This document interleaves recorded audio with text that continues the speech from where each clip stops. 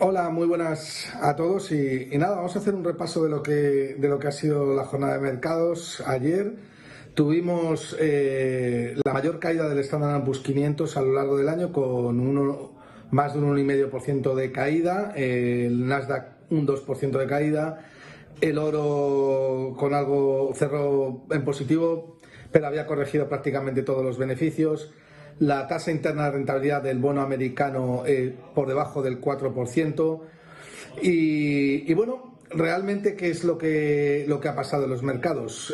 Pues lo que ha pasado sencillamente es que ayer tuvimos una reunión muy importante, que es la reunión de la Reserva Federal, en la cual se decidía sobre la política monetaria y sobre los tipos de interés.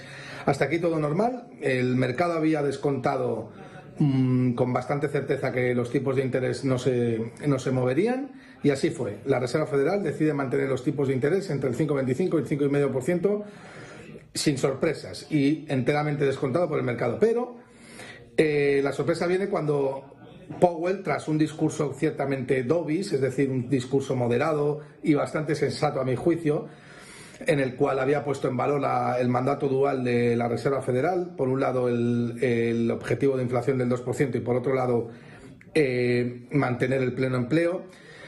Puso en valor que Estados Unidos llevaba 50 años sin suceder lo que sucedía en el mercado laboral, y era que 2 años consecutivos tenían una tasa de desempleo por debajo del 4%, es decir, pleno empleo, y se centró en la senda de decrecimiento de la inflación, diciendo que si no veían números en ese sentido, es decir, si no veían que la desinflación se iría produciendo paulatinamente, mantendrían más tiempo de lo necesario los tipos de interés elevados. Vale, esto no tuvo demasiada reacción en el mercado, que apenas reaccionó a esta noticia, pero lo que sí que tuvo una reacción más violenta fue cuando Powell cerró la puerta a bajar tipos de interés en marzo. Había una parte del mercado, aproximadamente un 50% del mercado, que había descontado esta posibilidad, que había descontado la posibilidad de que Powell no bajara tipos, pero el otro 50% sí pensaba que podía bajar tipos de interés. Por eso se produjeron las ventas, porque ese 50% que había descontado que Powell podía bajar los tipos de interés, vendió al tener que ajustar sus nuevas valoraciones, y por tanto el Standard & Poor's 500 prácticamente pues se fue a caídas de casi un 2% ayer, ¿no? Entonces, en general, el discurso de Powell yo lo vi bastante sensato, yo diría con un tono dovish, si no fuera porque anticipa que en marzo no va a bajar tipos de interés. Y ahora pues el mercado pues estará con el foco puesto en lo que va a pasar con los siguientes datos de inflación, la banca regional, que como sabéis está volviendo a sufrir. Eso podría dar pistas al mercado para que Powell bajara los tipos de interés en marzo, etcétera, etcétera. Mientras tanto, hoy presenta resultados Apple, tras haber presentado resultados ya Microsoft y Google. También presenta resultados Amazon y bueno, veremos ciertos movimientos en Standard & Poor's 500, porque son dos de las compañías que más pesan. Apple, de hecho, es la compañía que más pesa de Standard & Poor's 500, con un 8%, y en total las FANG pesan más de un 30%, un 30-31%. Con lo cual, el foco ahora estará puesto en eso y en los datos venideros con respecto al proceso desinflacionario. Recordad que las expectativas de bajadas de tipos en marzo han cambiado ya desde el 40-60 han cambiado al 30-70, es decir, hay un 30% ya del mercado que descuenta que van a bajar tipos versus un 70 que descuenta que no van a caer tipos. Y nada, y en esas estamos, ir viendo cómo va la evolución de los datos con respecto adelantados y retrasados con respecto a la inflación, es decir, datos de empleo, datos de producción manufacturera, y en función de eso pues el mercado incorporará esa nueva información a sus valoraciones, y lo iremos viendo recogido en las cotizaciones.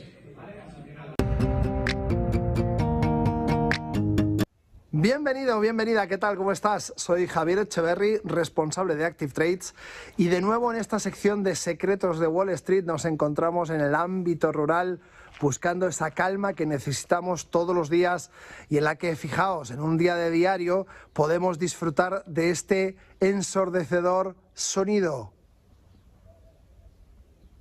pajaritos y poco más. ¿De qué trata hoy la sección? ¿De qué vamos a hablar hoy?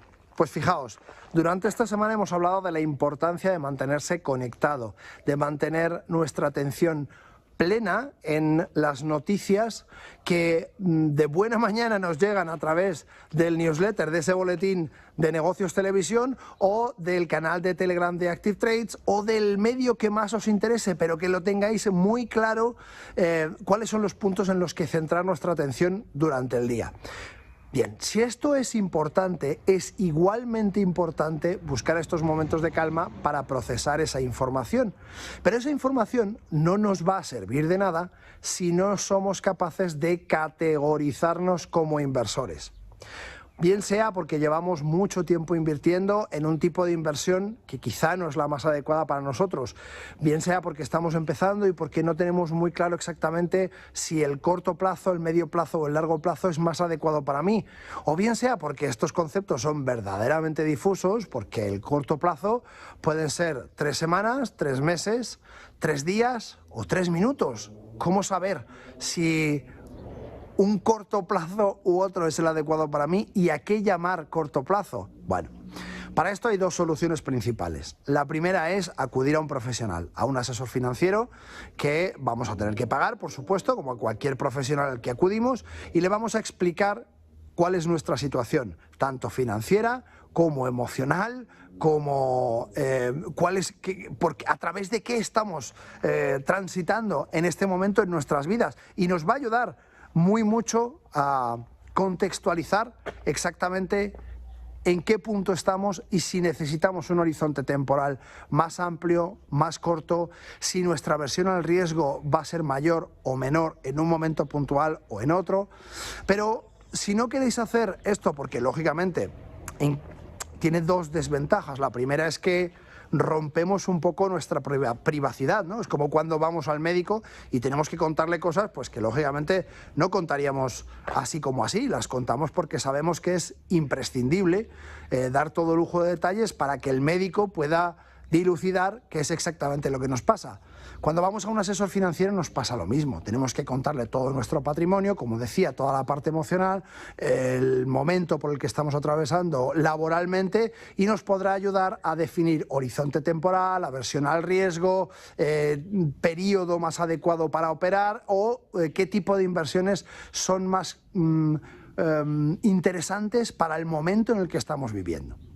Si no queremos hacer esto, como decía, es súper interesante acudir a herramientas de inteligencia artificial en las que nosotros, por ejemplo, en ChatGPT o en Perplexity, vamos a poder parametrizar determinados test de idoneidad. Esto solamente tenéis que poner un prompt, es decir, un mensajito en ChatGPT o en Perplexity o en cualquier inteligencia artificial que os guste para recabar estos test que os van a hacer una serie de preguntas. Por supuesto, no van a ser lo mismo que un asesor financiero, pero tenemos 2 ventajas. Primero, es gratis, y segundo, no tenemos que contarle a nadie cosas que a lo mejor no nos apetece contar o no nos apetece desvelar por nuestra privacidad. Bueno, de esta manera vamos a tener una pequeña guía a través de la cual vamos a ser capaces, por supuesto, de entender cuál es el camino más adecuado para nosotros, pues, de una manera lógicamente muy sui generis. No vamos a tener la misma información que si fuéramos a un asesor financiero, pero sí que vamos a entender si nos interesa operar en un espacio temporal o en otro, y vamos a entender además cuál es nuestra aversión real al riesgo, de qué manera configurar una cartera de inversión y cómo dormir tranquilos, que aunque os parezca mentira, hay muchísimos inversores que después de 20 años siguen tremendamente preocupados por sus inversiones a diario, y esto resta salud, bienestar y tiene poco sentido. Por tanto, en conclusión del vídeo, interesante, atención plena durante las horas de trabajo. Las horas de trabajo no son un horario establecido, serán las que queramos, las que podamos o las que decidamos. Después, periodos de calma como este, en el que podamos dar un paseo por un entorno rural, por el campo, por cada uno por donde pueda, que le relaje y que no tenga que hablar con nadie por teléfono. Y después, categorizarnos como inversores. qué es lo que nos va bien, qué es lo que nos va mal, cuál es nuestro horizonte temporal, en qué momento estamos y sobre todo qué expectativa realista podemos tener para dormir bien por las noches. Mañana más. Muchas gracias y hasta el próximo.